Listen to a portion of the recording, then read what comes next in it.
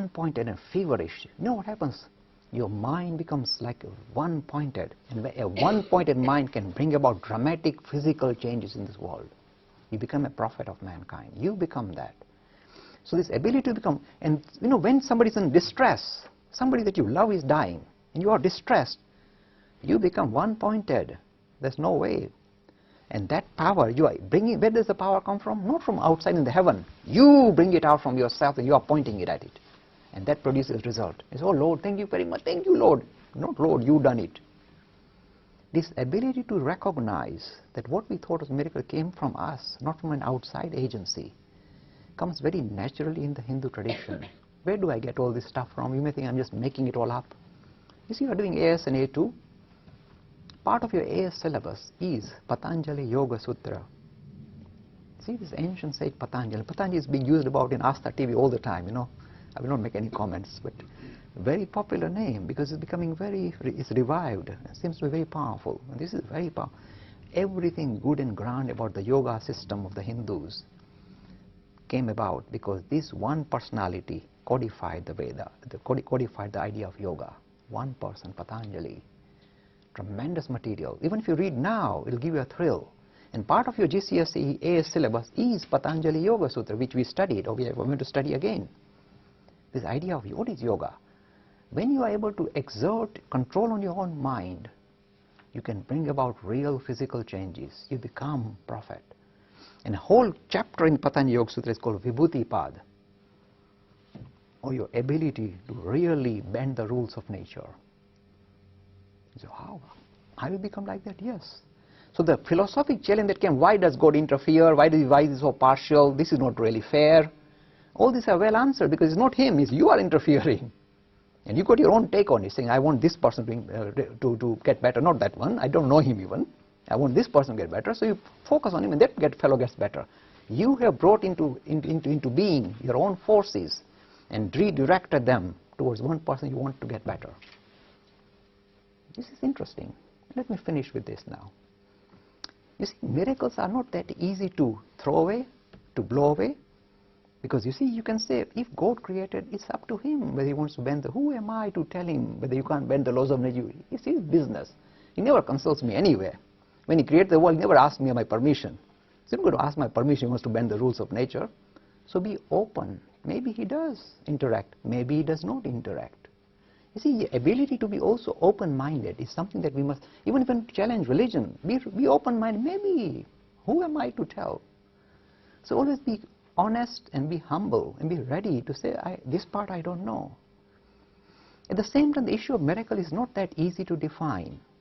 Because when, for example, David Hume tries to attack miracles, he's the greatest attacker of miracles, tries to attack miracles, this is what he says. He says, miracles are defined as, if you like, transgressing the laws of nature by the will of a deity. This is how he defines miracle. A deity, something super, something invisible, is using its wishes to bend the rules of nature. The laws of nature, like transgression of laws of nature, the word he uses. Now see, we can challenge David Hume. How can we challenge David Hume? Nobody bothers to do it. You can't challenge him. He's one of the greatest philosophers. You can challenge him. Say, do you know what are the rules of nature? What are the laws of nature? Because science doesn't know so far. They're still struggling. They're discovering new ones all the time. They're unfolding. They're linking different laws. That's why science continues. Otherwise, science would have come to a halt. So science itself says we have not discovered the laws of nature. So how are you so sure we have transgressed the laws of nature? What laws of nature? We have not discovered them yet. So you can take the challenge. Learn to take the challenge back. Just as you can take the challenge to the religious lobby, you can take the challenge to the atheistic lobby and whack them. You don't know the laws of nature yet, so how do you assume they were invented? And in a way, this fits well with this Hindu idea. There are laws that dictate the physical world. There are laws that dictate the metaphysical world, the field of mind, human mind. We have not harnessed our mind and the powers of our mind at all. So what we are calling miracle is nothing but harnessing the powers of mind, metaphysical laws that we are rediscovering through prayers and worship and all that. And we think, unknowingly, we think God is interacting, but we are actually, in a way, tapping into the powers that we possess ourselves, that the science has not discovered so far. This should be your mature conclusion. You see, again, when you examine religious ideas, in a philosophic light, keeping your rational faculty on, switched on and thinking for yourself, you begin to see that you can really remove a lot of fluff that is covering up your worldview.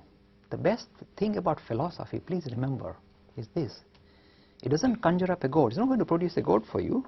You say, I'm such a good philosopher, good for you. The only thing philosophy does, it removes inconsistencies in your worldview. When I look at the world and there are inconsistencies, I carry on. That means philosophy is nothing doing. Remove the inconsistencies. The world that you see must be congruent. Things must fit with each other. And if they don't sit well with each other or fit with each other, that means you use philosophy to rub it away. You must have a seamless way of looking at the world, not with seams and kind of creases. So when the world appears incongruent, it doesn't fit well, your power of philosophy is the one that will rub it away. It will clear your vision. That's what philosophy does. Philosophy does not produce code, but it's like a viper. You know, like your windscreen viper. So you want to see the world, the road, so you need the vipers. The vipers don't produce the road. So don't think the vipers will, if I switch on the vipers, the road will appear. The only thing the viper does is removes the dirt that is blocking your view of the road. You can use this metaphor. So when philosophy is used in religion, it does not produce a God. Because if it did, then God is worthless, you know that. Because God is just a little puppy of philosophy saying, hello philosophers, please, please let me be. It doesn't come out of philosophy. Philosophy removes the dirt, or the, if you like, the cloud thing that blocks your vision of reality. It just removes this through challenging inconsistencies. Whenever you find things which don't fit well, take out your rationality, your challenge, and wipe it away. It will help you. Don't worry, God will not disappear. When the vipers come on, the road will not disappear. Don't be frightened that, oh, as soon as I start the viper, I'll see there's no road. It won't happen because it's sitting there. Don't worry. So when you throw the light of philosophy on religion, why are you frightened? The thing that is hiding from you, the thing that you are searching for, will become visible for you. Go for it. This is how we conclude. But you see, these philosophic ideas that we're exploring are so necessary in the modern times, because the vast majority of youngsters are moving away from religion because it's not making sense to them anymore. And here we are in this AS and A2 Hinduism saying, challenge, ask question. If things don't fit, reject them. And we are encouraging this process. So in a way, it's good to have this sword of philosophy to cut away the ignorance that is blocking our view of reality and discovering God for ourselves. Thank you very much.